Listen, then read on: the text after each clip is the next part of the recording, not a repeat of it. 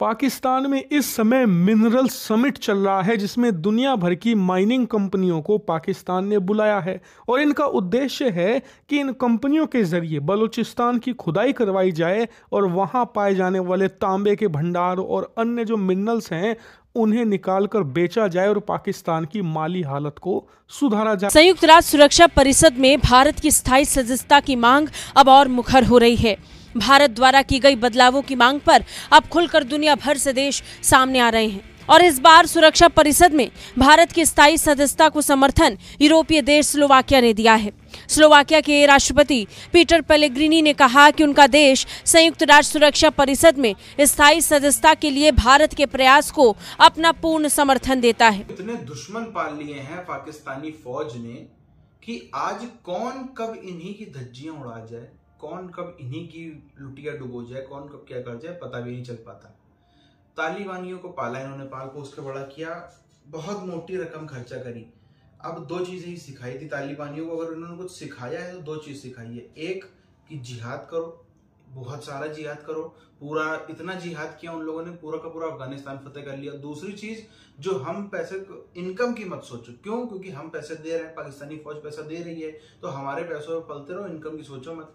तो उनको जिहाद भी करना है, कहाँ करे? अफगानिस्तान तो फतेह हो गया और उनको कमाने की आदत नहीं है, तो जिहाद कहाँ करेंगे? जी आप ही पे कर देंगे, पाकिस्तान पे कर रहे हैं, और दूसरी कमाने की आदत नहीं, तो फिर से अब प्यार से नहीं दोगे तो छीन छपट के ले लेंगे। ऐसी बहुत सारी चीजें पाकिस्तान के संग में हो रही हैं। पाकिस्तान में इस समय मिनरल समिट चल रहा है जिसमें दुनिया भर की माइनिंग कंपनियों को पाकिस्तान ने बुलाया है और इनका उद्देश्य है कि इन कंपनियों के जरिए बलूचिस्तान की खुदाई करवाई जाए और वहां पाए जाने वाले तांबे के भंडार और अन्य जो मिनरल्स हैं उन्हें निकालकर बेचा जाए और पाकिस्तान की माली हालत को सुधारा जाए। पाकिस्तान के प्राइम मिनिस्टर ने भी इस इवेंट में कहा है कि अगर हम सही से पाकिस्तान के मिनरल्स को यहाँ पर एक्सप्लोर करें तो पाकिस्तान को किसी IMF की जरूरत नहीं है और विदेशियों को तो छोड़िए, पाकिस्तान के आम लोग नहीं जा सकते। आम लोग भी छोड़ दीजिए, सेना के लोग भी नहीं जा रहे, वो भी डर रहे हैं बलूचिस्तान में कदम रखने से।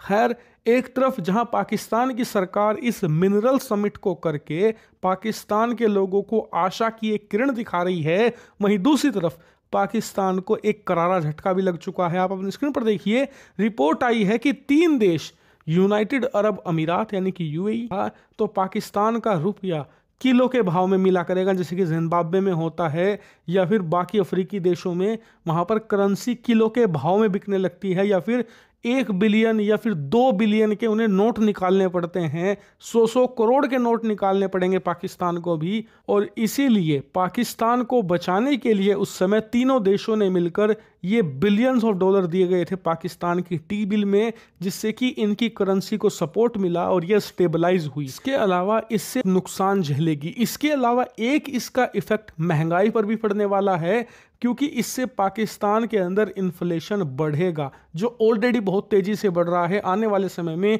उसकी रफ्तार बढ़ जाएगी। हालांकि जो ये इन्वेस्टमेंट वापस लिया गया है, इसका इफेक्ट आपको अभी देखने को नहीं मिलेगा, ये आपको अब से 2 या 3 महीनों के बाद देखने को मिलेगा। और पाकिस्तान के लिए अब चैलेंज ये है कि कहां से वो इसकी भरपाई करेगा, क्योंकि पाकिस्तान को इस समय कोई $1 मिलियन का लोन देने को तैयार नहीं है। यहां तो बात हो रही है $1.2 बिलियन की, वो भी खासकर देखिए, अभी तो बिल्कुल इसके बारे में कुछ नहीं मालूम है। ये तो पूरी दुनिया वेलकम कर रही है जो उन्होंने 90 दिन के लिए इसको पॉज दे दिया है। परंतु ये कहते हुए भी देखिए, जो अनसर्टेनिटी आई है राष्ट्रपति ट्रंप के, जो पहले उन्होंने शुरुआत की, जो 10% बेसलाइन टैरिफ सभी के ऊपर लगेगा, उसके बाद रेसिप्रोकल टैरिफ्स लगेंगे, भारत के ऊपर भी लगा है, पाकिस्तान करीब दुनिया के 60-70 देशों के ऊपर लगा हो, तो फिर पाकिस्तान के ऊपर भी लगाया गया है। परंतु अब आपने ठीक कहा, जो वो 90 डेज का पॉज लग गया है, पर मैं समझता हूं जो अनसर्टेनिटी इंट्रोड्यूस हुई है, क्योंकि देखिए पूरी दुनिया जो बिजनेस है वो क्या चाहती है? बिजनेस चाहती है सर्टेनिटी, बिजनेस चाहती है प्रिडिक्टेबिलिटी, बिजनेस चाहती है जो एकदम बिल्कुल सामान्य रहे, सभी कुछ स्टेबल रहे, जिससे कि वो अपने और इन्वेस्टमेंट, अपने बिजनेस प्लान्स बढ़ा पाए। आने के लिए वो जो बेसलाइन टैरिफ है 10%, वो तो रहेगा ही। अब वहां पर इन्फ्लेशन ज्यादा बढ़ेगा, अमेरिका में, चीन के ऊपर, चीन जो कि वहां पर सबसे ज्यादा उनका जो ट्रेड सरप्लस है किसी देश का, वो चीन का है अमेरिका के साथ। और वहां पर उन्होंने कितना लगा दिया है? 125% टैरिफ लगा दिया है। और उससे जो भी चीन से सामान आता है वो तो आ ही नहीं पाएगा, और जो आएगा वो बहुत। लेकिन सर चाइना ने भी तो 84% लगाया है अमेरिका के ऊपर, ये भी है। लेकिन जी नहीं, आप बिल्कुल ठीक कर रहे हैं, चाइना ने लगाया। मेरे ख्याल से China is one of the few countries जिसने कि ये लगाया है, क्योंकि और सभी देशों ने कहा है जो हम कोशिश करेंगे, हम नेगोशिएट करने का प्रयास करेंगे, क्योंकि ये अमेरिका बहुत ही बड़ा मार्केट है। क्योंकि अगर देखा जाए तो पूरे एक साल में करीब 3.2 उनका जो कंपटीशन है, प्रतिद्वंद है अमेरिका का और चीन का, वो केवल ट्रेड का नहीं है। ट्रेड तो बहुत एक इम्पॉर्टेंट मसला है, परंतु वो जियोपॉलिटिकल भी है, क्योंकि China cannot be seen to be losing face in front of the United States, पूरी दुनिया के सामने और अपने लोगों के सामने। देखिए, ये देखते हुए ये एक और भी बात ध्यान में रखनी पड़ेगी, जो हालांकि जैसे मैंने कहा अमेरिका पूरी बात साथ, ये तो डायरेक्ट इम्पैक्ट हुआ, सेकेंडरी इम्पैक्ट उसका मेरे विचार से और भी ज्यादा खराब हो सकता है, क्योंकि जैसे मैंने बताया सप्लाई चेन डिस्ट्रप्शन हो गई, तो जो कुछ है सभी एक और ज्यादा अनसर्टेनिटी आ गई है। तो चीन ने अब ये वाला लगाया है टैरिफ 84% का, पर अब देखना पड़ेगा जो आगे क्या उन दोनों में बातचीत होती है, या और आगे कहां तक ये निकल कर जाता है। लेकिन सर ये जो ग्रेटर अमेरिका बनाने की बात की जा रही है, जैसे मैंने बताया उनका जो ट्रेड डेफिसिट है बहुत ज्यादा है, अनसस्टेनेबल है।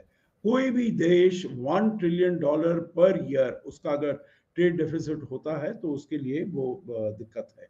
दूसरा उसका फिस्कल डेफिसिट, मतलब उसकी जो रेवेन्यू अर्निंग्स हैं they are much lower than its expenditure.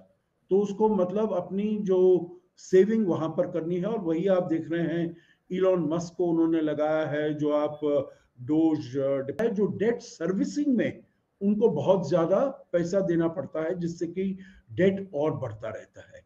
और आखिरी बात, चौथी चीज, जो वो देश पूरी तरीके से जिसे कहा जाए डी इंडस्ट्रियलाइज हो गया है, क्योंकि जो भी उसकी मैन्युफैक्चरिंग फैसिलिटीज थी, वो सारी मैन्युफैक्चरिंग फैसिलिटीज आरजू वो वहां से निकलकर चीन में चली गई हैं पिछले 20-30 साल से, अगर आप देखिए।